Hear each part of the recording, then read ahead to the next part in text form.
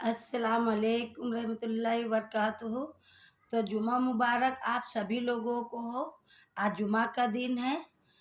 तो आज बातचीत करनी है हमें गुस्ल के बारे में। गुस्ल के कितने फ़र्ज होते हैं? तो गुस्ल के हमारे 3 फ़र्ज होते हैं यानी। और सबसे पहले है कि मुँह भर के कुल्ली करना। दूसरा नंबर है कि नाक में नरम हड्डी तक पानी पहुँचाना। और तीसरा, इतना पूरा बदन पे पानी डालना है यानी बाल के बराबर सूखा ना रहे, इतना पूरा यानी हमें अच्छी तरीके से बदन को गीला करना है।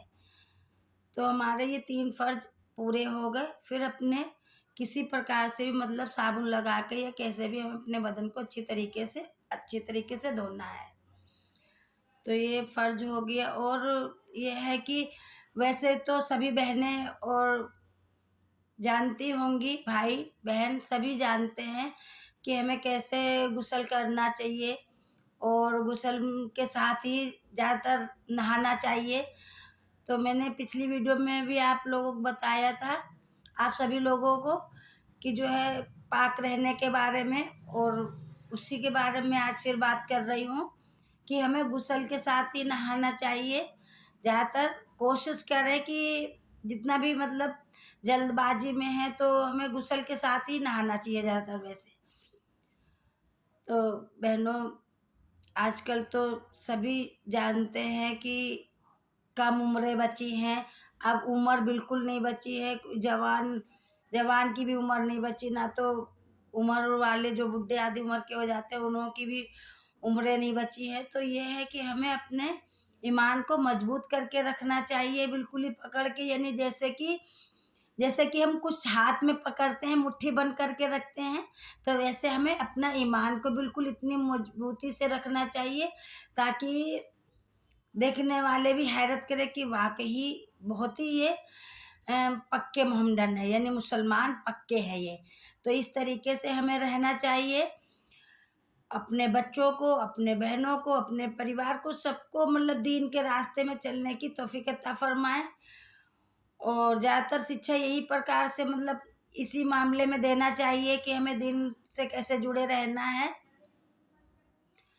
तो बस सब बहनों को यही बताऊँगी, भाइयों को यही बताऊँगी कि हमें नमाज के पाबंद बनना चाहिए। पाँचों टाइम की नमाज पढ़नी हमें है। ज़्यादा से ज़्यादा कोशिश करें। और पर्दा अगर करना चाहें तो पर्दे के साथ बाहर निकलें तो ज़्यादा बेहतर रहेगा। तो हमें क्या है, पर्दे के साथ ज़्यादा बेहतर रहेगा अगर निकलें। और अपने बहन बेटियों को भी पर्दा कराएं, ज़्यादा बेहतर रहेगा। और अल्लाह ताला तौफ़ीक़ अता फ़रमाए। वैसे हर मोमिनों को अपने पर्दे के साथ में रहें। और जो मर्द लोग होते हैं तो वो भी जैसे कि हमें सिर नीचे करके ही रखना है, आँखों को झुका करके ही चलना होता है ज़मीन को देखते हुए। जब कहीं हम रास्ते में चलते हैं तो नज़र को नीचे करके ही चलते हैं। तो ये हम गुनाहों से बचते हैं, छोटे बड़े सगीरा और कबीरा से ही हम बचते हैं, बहुत ज़्यादा बचते हैं। अल्लाह ताला बचाता है। अल्लाह ताला हर एक को तौफ़ीक़ अता फ़रमाए कबीरा और सगीरा के लिए। तो ये सब बहुत छोटी-छोटी बातें हैं दीन के मसले में। अगर हम छोटी-छोटी बातें सबसे पहले लेकर के चलेंगे तो हमारा ईमान बहुत मजबूत रहेगा। और अपने बच्चों, अपने परिवार, अपनी फैमिली के सभी के साथ में अपने मजबूत ईमान को हमें कायम रखना है, यानी कामयाबी के साथ में अपने जो जीवन जितना भी है उसके साथ में बिताना है, कामयाबी के साथ में। और दीन के साथ में हमें रहना चाहिए। और ज़्यादातर तो यही है कि हमें, जैसे कि हमने किसी से 10 रुपये उधार लिए तो वो आप उधार के तौर पे उसको याद करके दें। अगला आदमी अगर भूल गया है तो हमें क्या है, याद करके उसे देना चाहिए, ताकि यहाँ तो हम 10 रुपये लेंगे, वहाँ अल्लाह के घर तो हमें 10 गुना देना पड़ेगा उसका। तो 10 का मतलब बहुत ज़्यादा हो गया, 1 के 10 हो गए, यानी 10 रुपए के हमें देने पड़ेंगे 100 रुपए। और 100 रुपए वहाँ कहाँ मिलेंगे अल्लाह के घर में? अल्लाह के घर में तो हमारी नेकियाँ मिलेंगी। तो इसलिए हमें अपने किसी से उधार भी नहीं लेना, अगर लेना भी है कभी वक्त ज़रूरत हर एक को पड़ती है उधार लेने की, तो हमें ईमानदारी से वापस करना चाहिए, ताकि हमारी जो नेकियां हैं अल्लाह के घर बरकरार बनी रहे। और हमें अल्लाह से इतने मांगो, इतना मांगो कि हमारा जो है खर्चा अच्छी तरीके से चले, और घर के जो है खर्चे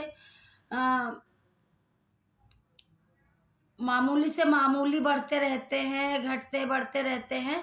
तो उस हिसाब से हमें अपने बजट से रहना होता है। कभी क्या होता है, कभी घट बढ़ जाते हैं तो हमें किसी लेन देन भी करना पड़ता है, तो हमें क्या करना चाहिए, हमें उसका एक एक पैसा ईमानदारी से वापस करना चाहिए।